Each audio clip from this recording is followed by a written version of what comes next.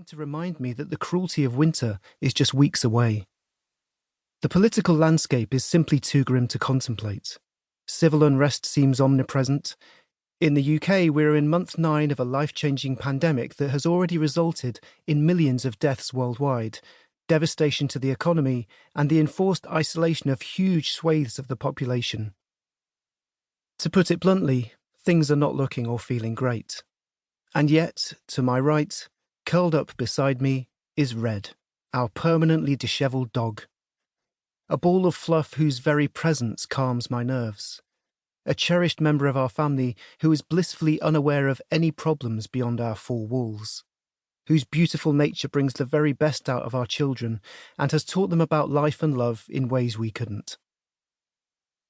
It is no surprise to me that many of my fondest childhood memories star at least one of my family's dogs, and I will forever be grateful to my parents for bringing them into our home. Despite all of the above, as far as I could tell, and trust me, I have looked everywhere, even beneath all the chairs, there did not already exist a book filled only with letters related to our trustiest companion. Certainly not in the English language. Which brings us to this book, Letters of Note, Dogs, a volume of correspondence in which various people write about, to, or even through our canine friends. It will make you laugh, cry, and ponder our ever-evolving relationship with this magnificent creature, and maybe, should you not already be owned by a dog, convince you to make the leap. Fetch a drink, sit, and let me lead you through this epistolary canine treasury. Shaun Usher, 2020. Letter 1. She doesn't answer the phone. E.B. White, to the ASPCA, 12th of April, 1951. American writer E.B. White was born in Mount Vernon, New York, in 1899, and by the time of his death, aged 86, he had truly mastered the art of storytelling. His children's novels include such classics as Stuart Little, Charlotte's Web, and The Trumpet of the Swan. White adored animals. According to his granddaughter Martha, he owned at various points in his life more than a dozen dogs that she knew of. Many different breeds, numbering collies, setters, Labrador retrievers, Scotties, terriers, and dachshunds among them.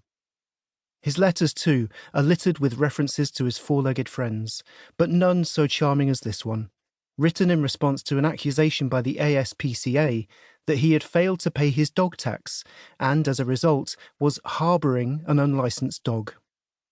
Read by Toby Jones. 12th of April 1951. The American Society for the Prevention of Cruelty to Animals, York Avenue and East 92nd Street, New York, New York.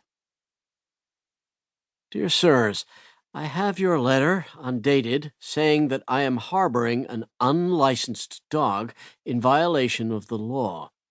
If by harboring you mean getting up 2 or 3 times every night to pull Minnie's blanket up over her, I am harboring a dog all right. The blanket keeps slipping off. I suppose you're wondering by now why I don't get her a sweater instead. That's a joke on you. She has a knitted sweater, but she doesn't like to wear it for sleeping. Her legs are so short they work out of a sweater, and her toenails get caught in the mesh, and this disturbs her rest. If Minnie doesn't get her rest, she feels it right away. I do myself, and of course with this night duty of mine, the way the blanket slips and all, I haven't had any real rest in years. Minnie is 12. In spite of what your inspector reported, she has a license. She is licensed in the state of Maine as an unspayed bitch, or what is more commonly called an unspaded bitch. She wears her metal license tag, but I must say I don't particularly care for it, as it is in the shape of a hydrant, which seems to me a feeble gag, besides being pointless in the case of a female. It's hard to believe that any state in the Union would circulate a gag like that and make people pay money for it. But Maine is always thinking.